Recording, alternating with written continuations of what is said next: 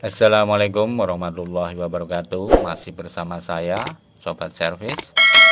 Pada video kali ini saya akan bagikan tips bagaimana agar Magicom ini menjadi awet selama bertahun-tahun. Tipsnya seperti apa? Simak terus dan tonton video ini dari awal sampai akhir dan jangan di skip. Ya, langsung saja. Di depan saya ini ada Magicom yang berukuran 0,8 liter. Ukurannya kecil mungil ya, cocok buat anak kos dan ataupun orang yang tinggal sendiri. Tentunya cukup dengan masak menggunakan Magicom seperti ini. Dan Magicom adalah alat rumah tangga yang merupakan suatu kebutuhan wajib ya bagi setiap rumah tangga, karena memang sudah zamannya sekarang ini menggunakan Magicom seperti ini. Tidak seperti zaman dulu yang menggunakan nasi liwet, menggunakan tungku api dengan kayu bakar. Sekarang ini dengan menggunakan alat elektronik, alat listrik yang disebut dengan Magicom. Tentunya lebih praktis dan lebih lebih ekonomis dan lebih gampang atau mudah dalam memasak serta lebih cepat. Ya, tips yang pertama adalah hindari mencuci beras langsung pada panci Magicom. Seperti kita ketahui, panci Magicom ini dilapisi dengan teflon. Lapisan teflon ini kalau masih baru itu masih tebal ya. Mungkin seiring pemakaian, apalagi dengan mencuci langsung pada panci ini, beras di sini kemudian dicuci, lambat atau cepat itu pasti akan mengikis ya. Pelan-pelan akan mengikis lapisan teflon ini, sehingga untuk jangka panjangnya akan rusak, ini akan terkelupas dan nasinya nanti akan menjadi lengket. Itu adalah tips yang pertama. Kemudian yang kedua adalah, tips yang kedua adalah gunakan sendok atau entong kayu yang terbuat dari kayu ataupun dari plastik. Jadi jangan gunakan pengaduk berbahan metal untuk mengambil nasi, karena nanti juga bisa membuat ini terkelupas.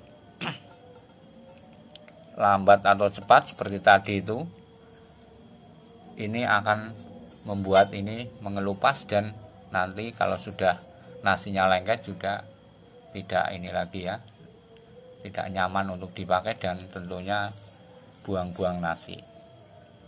Sedangkan yang ketiga adalah masak nasi sesuai dengan kapasitas, yaitu kalau memang hidup sendiri ya cukup mungkin sesuai dengan 0,8 liter itu. Pokoknya sesuai dengan kebutuhan kita ya, secukupnya itu, dan jangan berlebihan. Karena kalau berlebihan, di samping nasi nanti separuh mungkin tidak matang, sering kita jumpai nasi itu serasa laduk ya. Laduk itu artinya seperti matang dan separuh tidak matang, seperti beras. Jadi masih ini ya, kletuk-kletuk gitu ya. Kalau dikunyah itu masih tidak kenyal seperti nasi normal pada umumnya. Dan juga panasnya tidak merata. Kalau terlalu berlebihan nanti bisa tumpah, membasahi ini ya, elemen yang ini pemanas buat masak, juga bisa menyebabkan konslet. Itu kalau berlebihan dalam memasak nasi. Kemudian hindari mencongkel kerak nasi. Biasanya kalau nasi sudah agak lama ya, ini di sini menimbulkan kerak nasi yang kering. Dan jangan dicongkel langsung menggunakan entong kayu ataupun entong plastik itu, jangan langsung dicongkel, karena nanti bisa mengelupas juga lapisan ininya.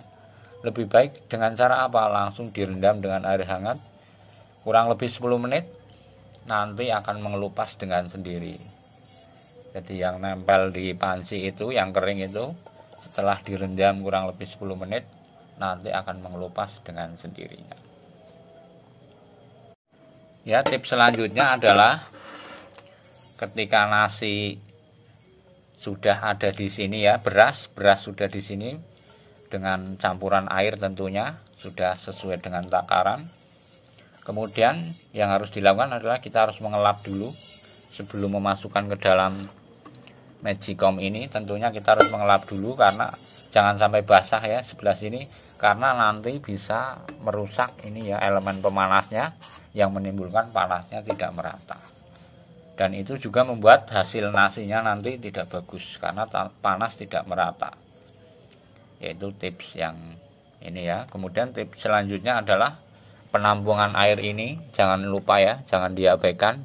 Ini harus sering dibersihkan, mudah sekali dengan cara dicopot seperti ini, kemudian siram dengan air yang mengalir pada keran air. Kalau ini disikat, karena ini menimbulkan bakteri ya, lama-lama menumpuk itu bisa menimbulkan bakteri dan bau yang tidak sedap. Tentunya juga nanti akan turun ke bawah mengenai nasi dan menimbulkan nasi pun bisa basi karena ini kurang dirawat ataupun kurang dibersihkan. Ya, itulah tips-tips yang bisa saya berikan pada video kali ini.